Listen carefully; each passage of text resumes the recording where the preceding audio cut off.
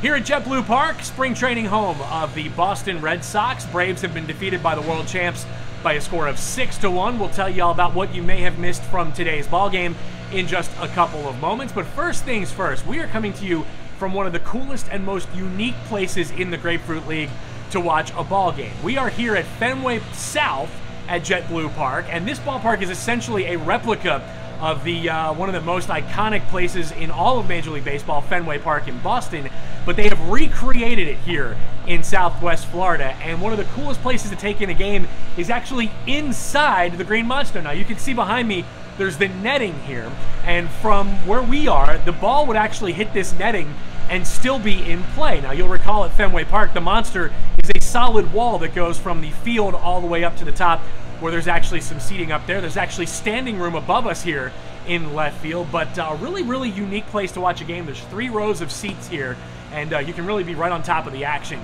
So Fenway South here at JetBlue Park, a tremendous place to take in a ball game. And as you can see, one heck of a view here in left field. Again, as I mentioned, Braves were defeated by the Bo Sox 6-1 today in a game that had a tremendous pitching matchup to start. Chris Sale was on the mound for the Red Sox, and young Kyle Wright was opposing him for the Braves. Now, Kyle Wright gave up a couple of runs in the first inning, but that was it. He settled in and tossed 3 no-hit innings in the second, third, and fourth. 5 strikeouts on the afternoon for Kyle Wright, just 1 walk. Now, throughout 4 Grapefruit League appearances, he has now faced the Cardinals on the road, the Yankees on the road, the Pirates at Disney, and the defending world champions here at Fenway South, and he has been outstanding. How about 12 innings of work for Kyle Wright this spring? 2 walks, 15 strikeouts. He has been dominating the strike zone, and for a young guy with very minimal big league experience, for him to come out against this team, against this lineup, as Tyler Flowers told me after the game, this was the A squad he was facing. Give up a couple of runs in the first, but that was it. Really, really looked good. I thought his changeup, he threw some really good ones today. Fastball, still 94, 95. He was able to locate that with a lot of repetition here today. So again, another good step in the right direction for Kyle Wright, who, if you've been tuning into these daily rundowns, in my opinion, he should be the 4th starter, and I think he will be the 4th starter when the Braves break camp a week from tomorrow. Hard to believe.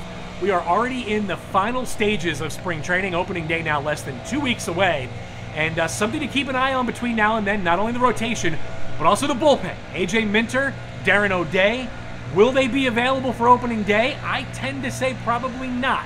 Now, Minter has maintained all along that he only needs a couple appearances, but the fact he's only still throwing off flat ground certainly cause for concern. Darren O'Day still a no-throw to this point as well.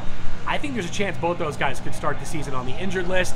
So opportunities now for guys like Shane Carl, Luke Jackson, who got hit around a little bit here today against the Red Sox, Jesse Biddle, Sam Freeman. Opportunities for a lot of these guys, Chad Sabatka as well, as the team gets closer and closer to making their opening day roster. Again, 2 weeks from this past Thursday was opening day, so we're getting close. We're now just 12 days and counting until opening day in Philadelphia. Cannot wait for this season to get going. Something else to keep an eye on here is the lineup. We've talked a lot about how, in my opinion, I think Ender Inciarte will be the leadoff man on opening day. Ronald Acuna will likely hit 4th behind Freddie Freeman, but on days when the Braves are facing tough lefties like they were today, I would expect to see Ozzie Albies hitting leadoff. He had 2 hits today, a couple of singles off Chris Sale. Those were actually the only hits that Chris Sale allowed all day. So I think that Brian Snitker likes the lineup, having Ozzie lead off. We obviously know his power potential from the right side. He's swinging the bat well there. And again, a couple of base hits today against Chris Sale in a 6-1 loss for the Braves here at Fenway South. What to look for tomorrow? Well, the Braves will be back at Disney. They actually have a split squad back at Disney tomorrow. The other half will be in Lakeland taking on the Tigers.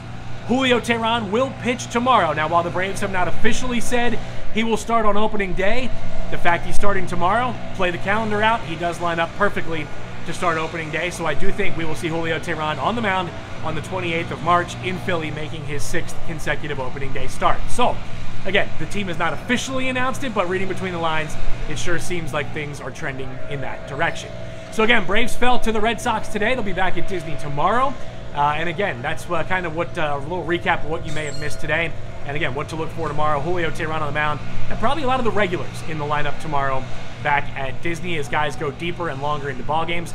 Look for some of those guys like Freddie Freeman, Nick Markakis, Josh Donaldson, maybe to get 3 at-bats now, as we are under 2 weeks to go until the season opens in Philadelphia. Again, make sure you're following us on Facebook, Twitter, and Instagram at 680 The Fan for all of our coverage. Here from the Grapefruit League, we do home, we do road, we do it all. And again, we appreciate you tuning in all spring long to all of our coverage here on 680 The Fan. So for The Fan and for all of our crew back in Atlanta, I'm Kevin McAlpin. Thanks so much for tuning in. I've got a 3-hour ride back to Orlando. Fingers crossed it's only 3 hours. Hopefully I-75 and I-4 will treat us well. We will talk to you tomorrow back in Disney World as Julio Teheran will be on the mound.